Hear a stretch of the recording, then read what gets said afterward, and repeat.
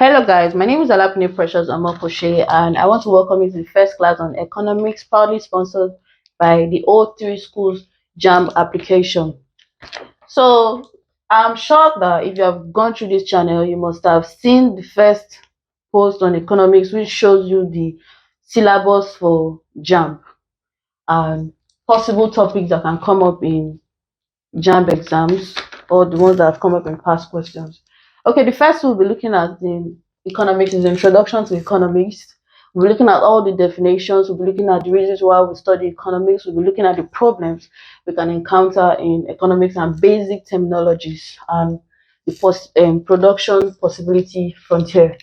Okay, let's talk about the definition of economics. Economics has been defined by quite a number of people, and we'll be looking at some definitions by some really notable economists that can come up in JAMB exams. We'll be looking at the most accepted definition of economics. So first things first, let's look at the first definition by Adam Smith.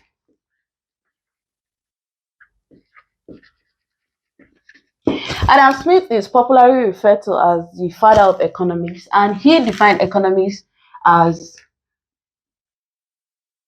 an inquiry into nature,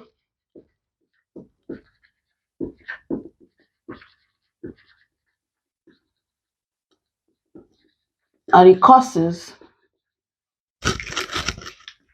of wealth of nations.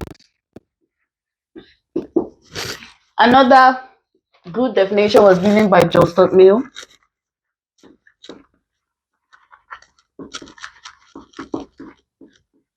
Who defined economics as the practical science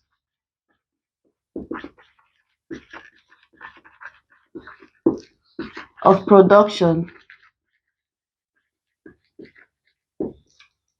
and distribution of wealth.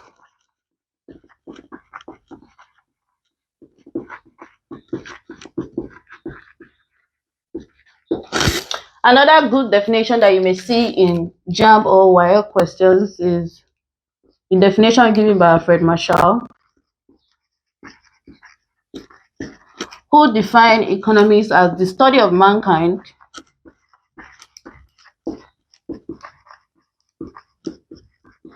in the ordinary business of life.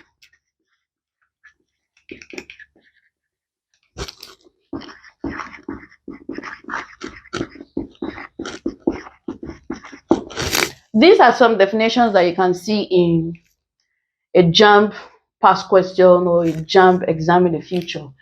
And let's look at the most accepted definition of economics that when you give it anywhere, anybody and everybody will accept that definition. And that definition was given by Professor Lionel C. Robbins. This man defined economics as a social science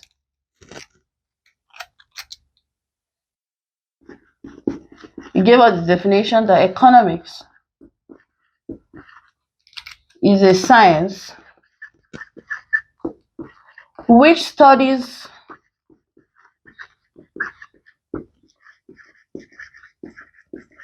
human behavior as a relationship between ends and scarce means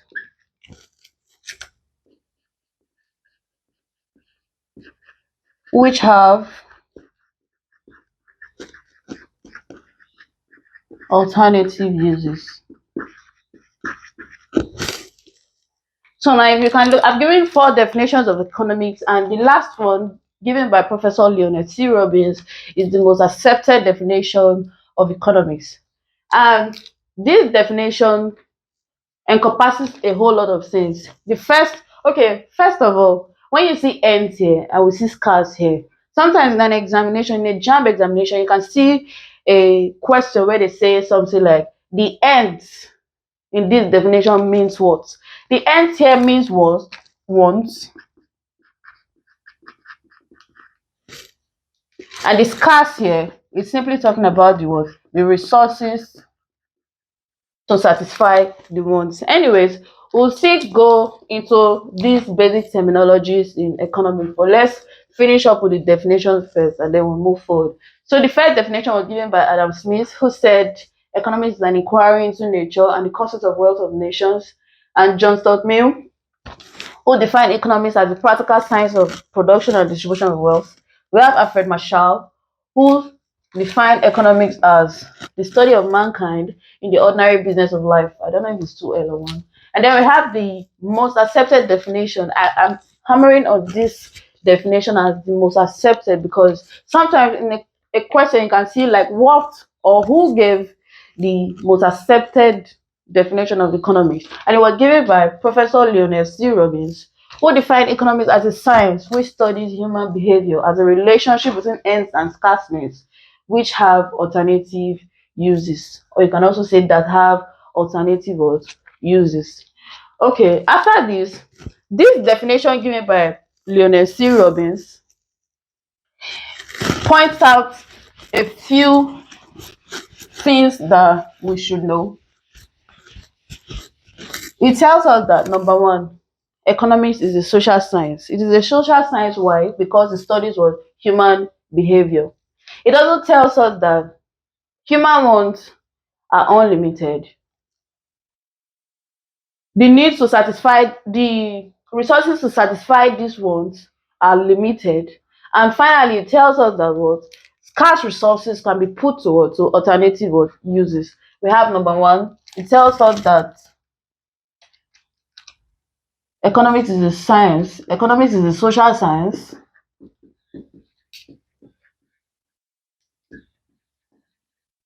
Don't forget we're talking about this definition right now. So this definition points out the following. Number one, economics is a social science. Why is it a social science? It's a social science because it studies human behavior.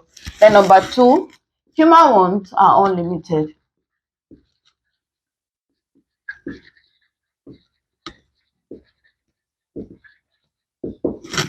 Then number three, it tells us that the resources to satisfy these wants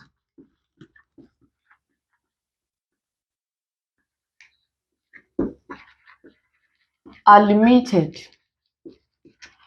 When they say the resources to satisfy these wants, human wants are unlimited. It means that human wants are what? They are too much. Like it doesn't have an end. You cannot quantify each person's wants. So that's why they say human wants in general are unlimited. And the resources to satisfy the wants are limited, meaning that the resources to satisfy the unlimited wants are what they are not enough. So resources to satisfy wants are limited. And then it also tells us that scarce resources can be put to alternative uses. So as you can see, this definition given by Lionel C. Robbins, which says that economics is a science which studies human behavior as a relationship between ends and scarce means which have alternative uses, points out the following. It points out the fact that number one, economics is a social science, human wants are unlimited, resources to satisfy wants are limited, and finally, scarce resources can be put to alternative uses. So that is it with the definition of economics. While at the end of the class, we're going to check for some possible questions that you can see on JAMB past question or on a JAMB exam that relates to the definition of economy. There are 1,000,001 questions that can come out from just the definition alone. And once you have an idea of all the definitions, or you have the basic knowledge of or you know these definitions in your head, I believe that there's no question that can come out of it that you will not be able to answer. So when we talk about economics, there are some basic branches of economics, or there are some basic things that come to your mind when we talk about economics. The first thing we want to see is production. We have production, we have exchange, we have distribution, and lastly we have we have consumption. When we talk about production, production simply means what? The generation of wealth.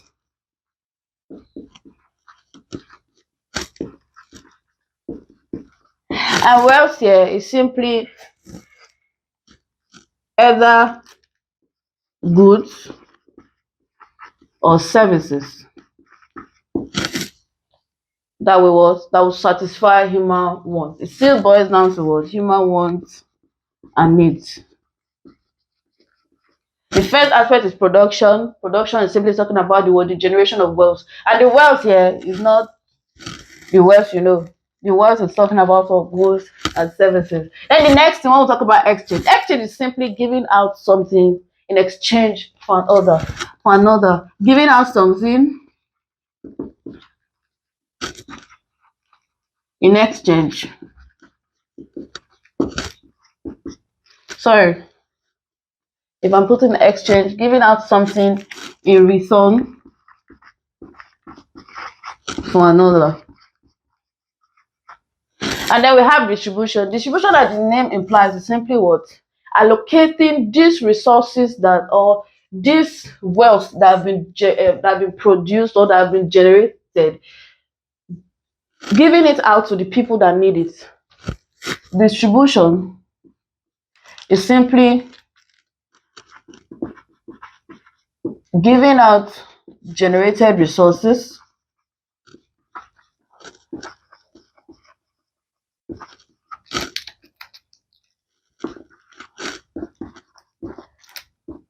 to the needed areas.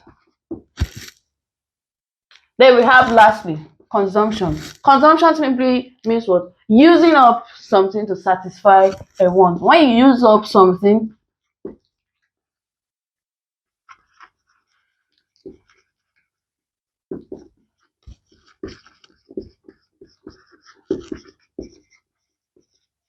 when you have something and you use it up, when you have something and you use it simply means that what? You have consumed it. So each of these words are self-explanatory. Production, the generation of wealth in form of goods and services that satisfy what human wants or needs. And then we have exchange. Exchange, giving out something in return for another. When you give me this book and when I give you a book and you give me your pen, it was carried out an exchange. So it is self-explanatory as well. Then we have distribution. Distribution, giving out generated resources to the needed areas. For example, now if you produce 50 bags of cement and you send 10 bags to Lagos, you send 10 bags to Abuja, you send 10 bags to Benin. It simply means you have distributed these resources that you have generated. Then consumption, as the name implies, is using up something to satisfy a want. So in any aspect of economics that you will get to, you will definitely talk about these four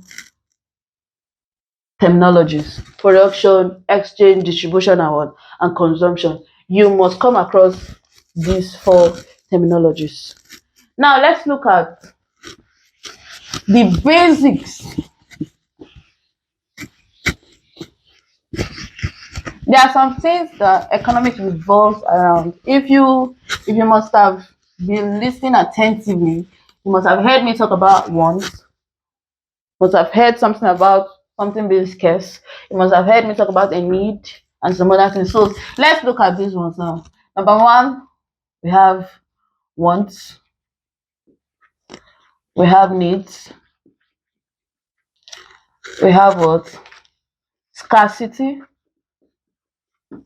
you have what? Scale of preference,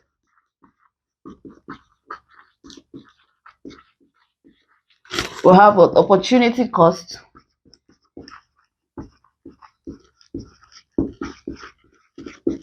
we have money cost, we have what? Rationality. Let's see if there's any other thing I'm missing. Then we have what? Choice.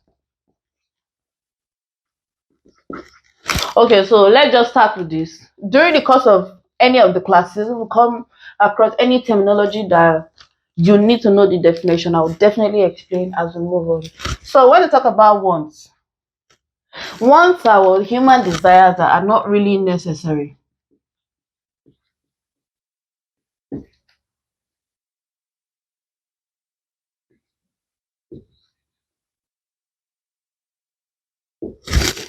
When you talk about human desires that are not necessary, that means we're talking about what your wants. For example, now let me use something that's really, really trivial. For example, maybe I want to take a bottle of Coke. I don't need it. It's not extremely compulsory that I take that bottle of Coke at that time. And so that's something very trivial. That's why I'm using it. It's not really compulsory that I must take it. So it is a want. At that time, it is a what? It is a want. Something that you desire, but it is not necessary. Is what we call a want. Then it's almost like the opposite. A need. A need is a human desire. Is a desire that is absolutely necessary.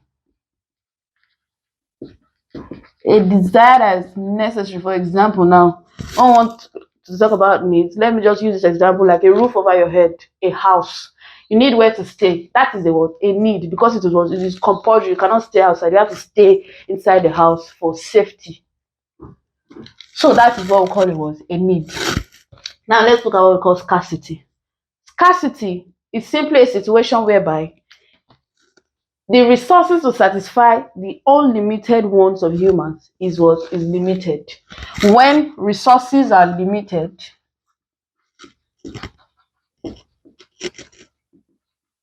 as against unlimited wants,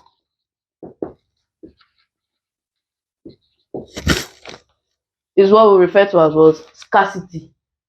Resources are limited against unlimited wants is what we call what scarcity. You can also say it as scarcity is a situation whereby the unlimited wants exceed the limited resources that are available to us to satisfy the wants. Now let's look at what we call scale of preference. Scale of preference, as the name implies, is something that is self-explanatory. Scale of preference is simply a list of unsatisfied wants. A list of unsatisfied wants arranged in their order of importance. A need can also be a want, don't forget, but needs are more important than wants.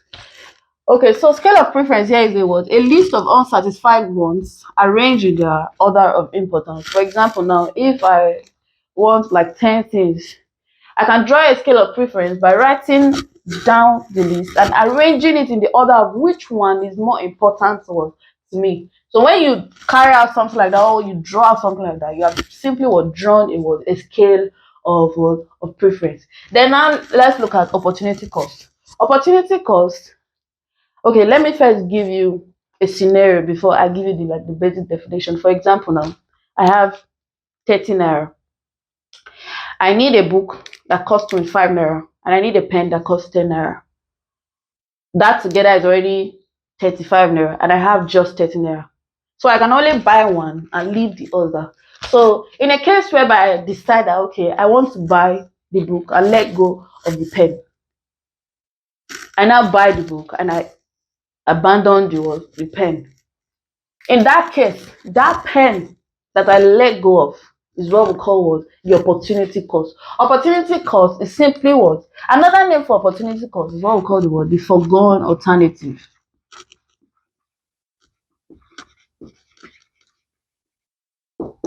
The foregone alternative, that thing or that need or that want or that desire that you let go of in order to purchase something else is what we call the opportunity cost. Another name for opportunity cost is foregone alternative. So when you see foregone alternative, just bear it at the back of your mind that they're talking about opportunity cost. And if you see opportunity cost, you should know that we're talking about the foregone alternative. Why we have money cost.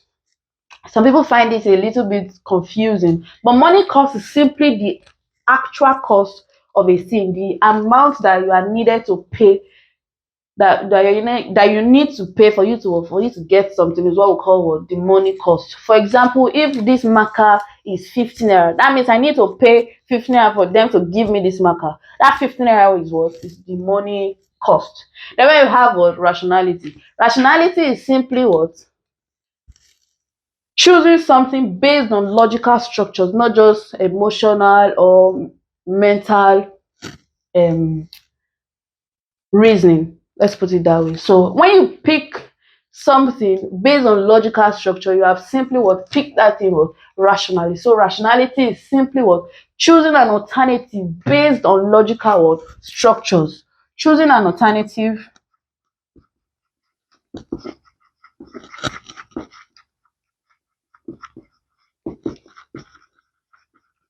based on logical structures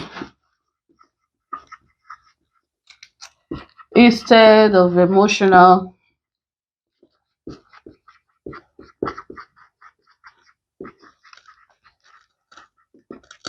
and so on, depending either emotional or mental or whatever.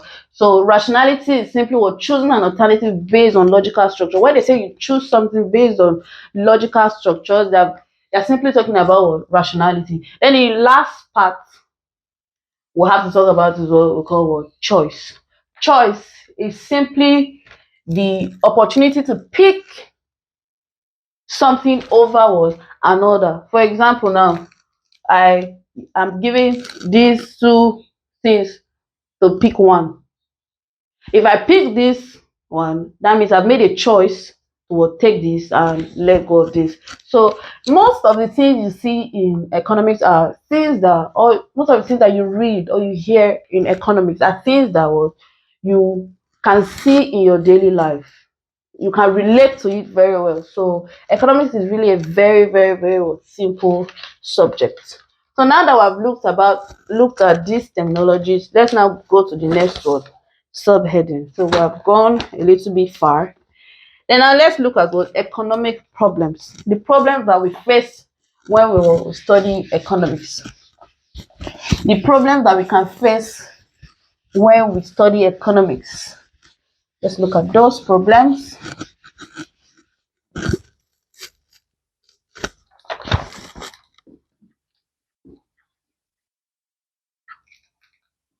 Problems we face in economics. We can still as well say economic problems. So we face problems in economics because of scarcity. Economic problems revolve around scarcity. They revolve around the fact that the resources to satisfy human wants are limited, while the human wants that are being satisfied are all limited. And since we cannot satisfy all the wants because our resources are limited, that brings us to the four basic problems of economy. Now we have number one, what to produce.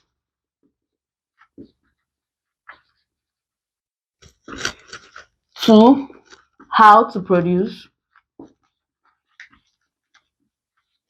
And then number three, for whom to produce.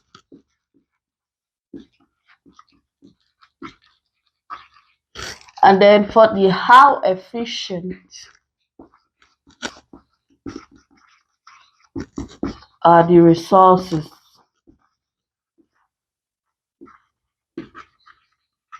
being utilized. So we have these four basic problems that we can face when we are studying what economics. Number one, we have what to produce, how to produce, for whom to produce, and how efficient are the resources being utilized. Number one, let's look at what to produce. Based on the fact that human wants are unlimited and the resources to satisfy these ones are limited. I've said this like 1,000 times in this class, but we just have to keep talking about it. We are faced with the problem of, since the resources are limited, what do we produce? What can we produce? So that brings us to what to produce. What to produce is the first problem that we face, and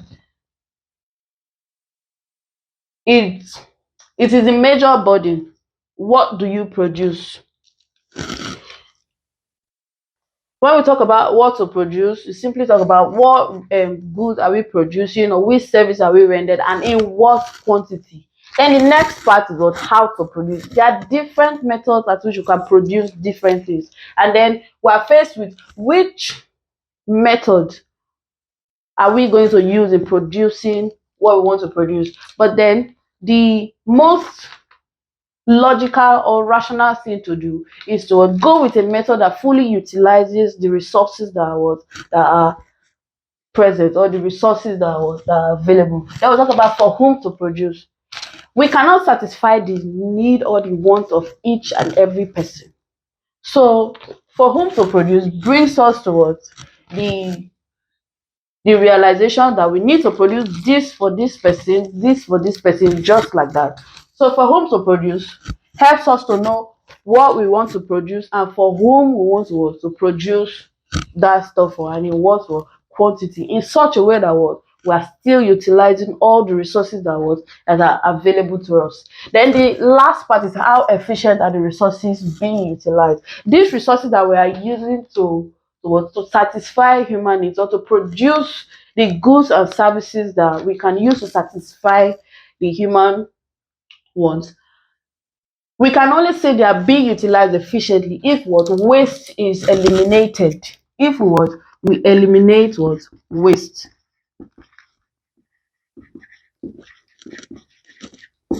or reduced to its barest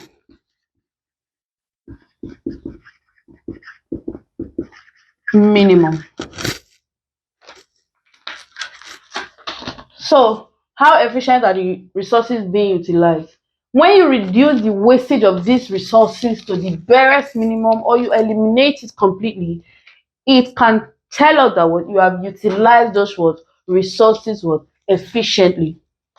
So that is it for the problems we face in economics. Don't forget, we have what to produce, how to produce, for whom to produce, and how efficient are the resources being utilized. Along the line, we'll try to look for some past questions, or you can download the O3 Schools JAMB application, open economics, and check for all the possible questions that you can see on the problems we face in economics, or the introduction to economics. And trust me, you'll see a lot. And with these few points I've given, you should be able to answer all the questions that will be posed to you on the application, all the past questions that people have written. Then now let's look at this last aspect of the first part of the syllabus. A lot of persons may not know this, but we're going to be looking at it briefly. It's not a really hard topic, but it may be strange to a lot of persons, or a lot of people rather. Now let's look at what we call the production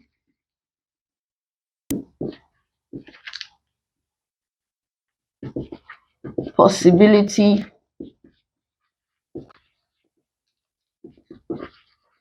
frontier.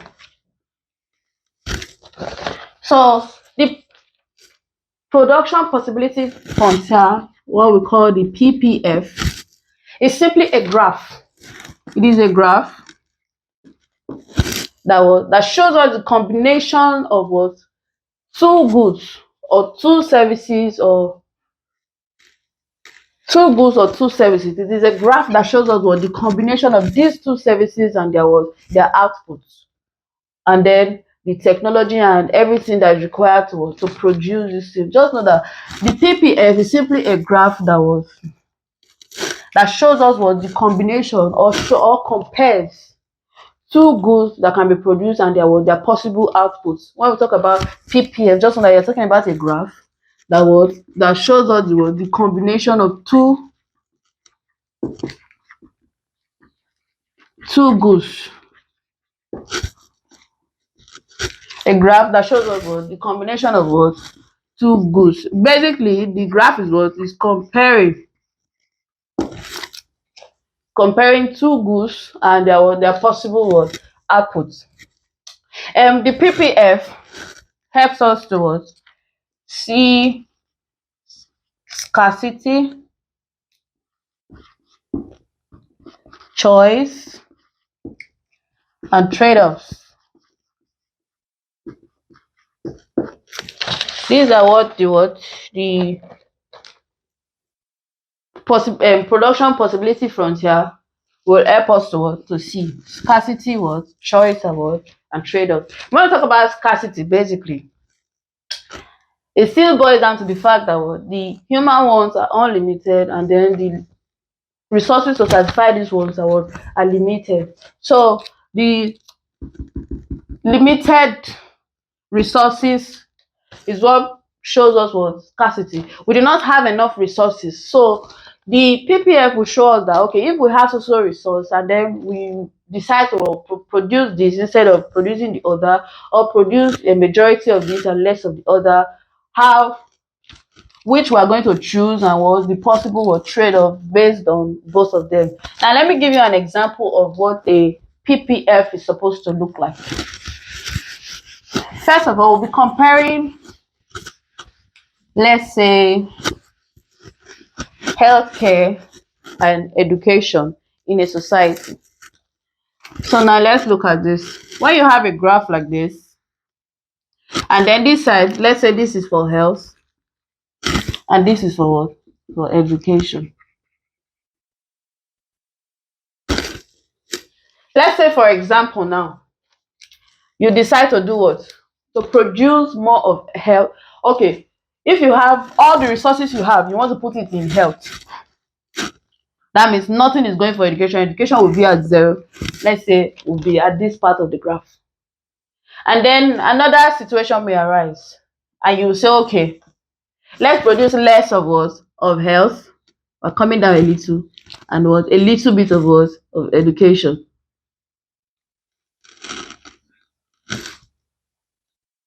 Then we can still say that what? Let's use all our resources to what? To provide education for our people, and leave health aside. Will be here. That is, health will be 0.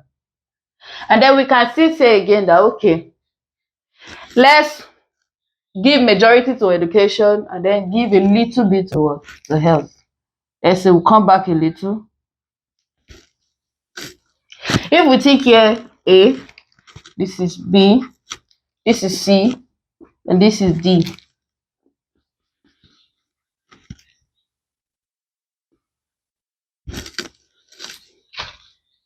These points, then we have what we call what? The slope of the graph.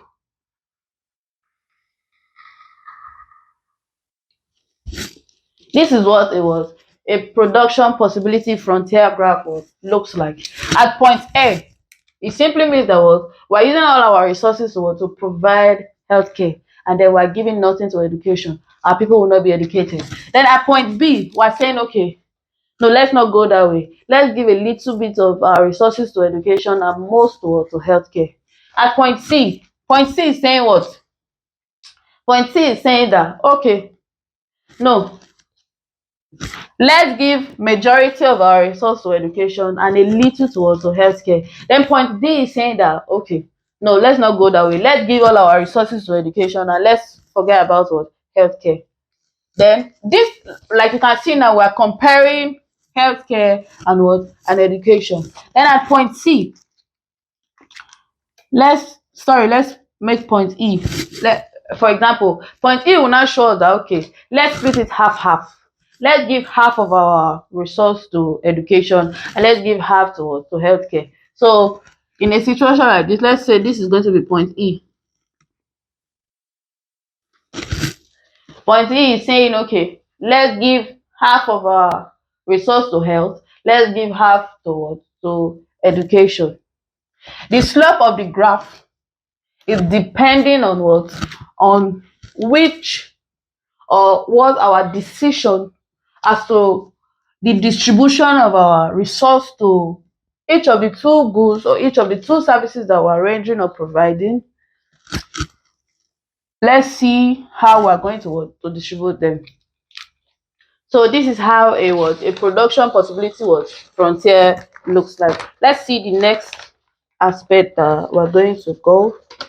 Then the slope of the graph helps us to calculate our opportunity cost. The slope of the graph of the slope helps us to calculate our opportunity cost. So I think if you can as well read more, check your textbooks, or you can go online.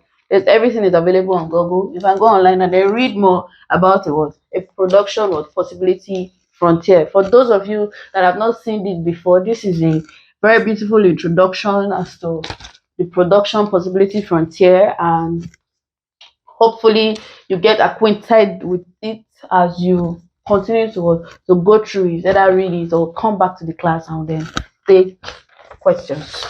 Okay, so that is it for the first class on introduction to economics. I think the second class we'll be talking about economic systems. Okay, so now that we're done with the first class, I believe that this will guide you to writing your JAMB examination. And then you're not supposed to just stop here. You're supposed to download the O3 Schools app and then look for possible questions that can come out from this topic and then answer them and be well grounded in this particular topic. Don't forget it is what O3 Schools JAMB application.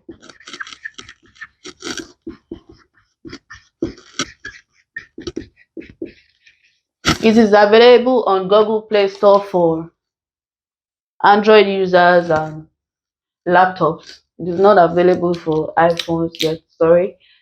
So there's a search feature on the O3 Schools JAMB app that you can just type in this particular topic on economics, and then all the possible questions or all the questions that ever come out from JAMB will be available to you to answer. You can always, where you get stuck, you can always rewind and re-listen to the class and then answer your questions. I believe that by the time you are done with this class and you answer all the past questions on the O3 Schools JAMB app, you'll be well grounded as to the introduction, nature and scope of economics, all the definition by the notable economics, the basic terminologies.